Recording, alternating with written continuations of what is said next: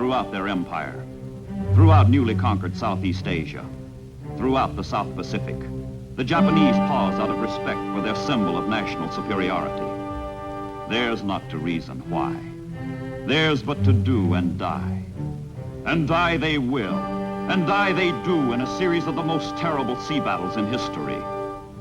Down from their island fortress to the north, Rabaul, comes the Imperial Japanese Navy with timetable regularity, the Tokyo Express.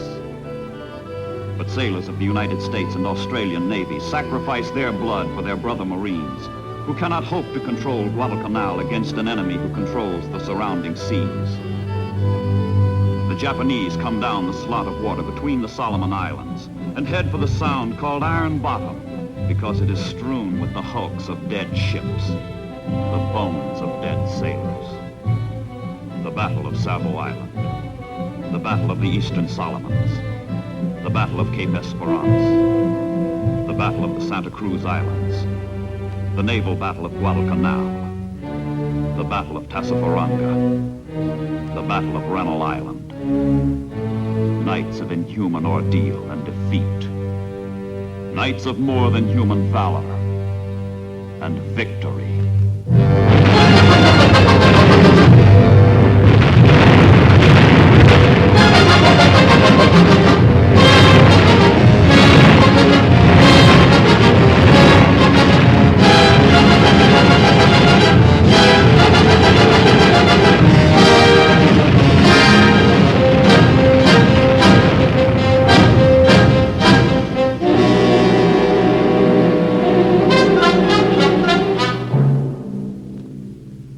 Guadalcanal is a running wound through which both sides bleed, a hemorrhage of naval strength, of men, of materiel.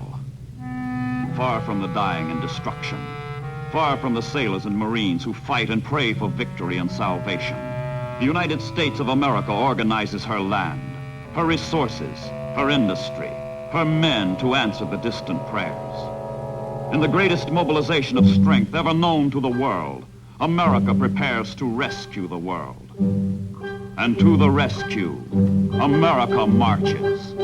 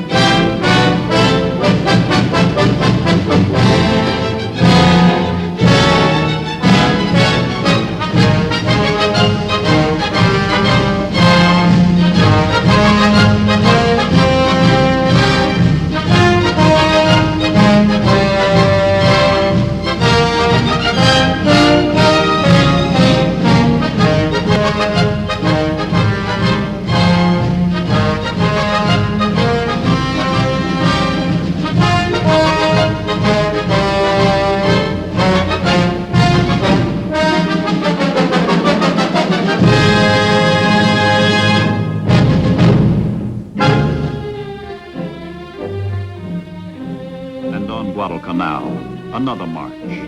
A march of grim men, old young men. A march of men leaving purgatory.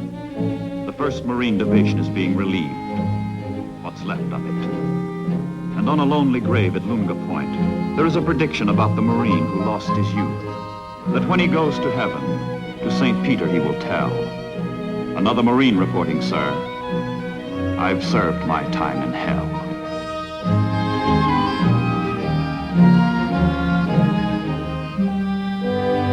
Admiral Nimitz, Commander-in-Chief, Pacific Ocean Areas, flies down from Pearl Harbor to pay what small tribute is within man's province. If there was horror and ferocity, there was also courage and self-sacrifice.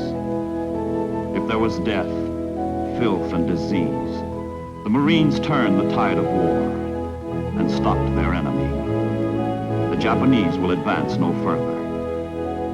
And as the surviving Marines wave goodbye, one of the greatest tales of heroism slips out of focus into history.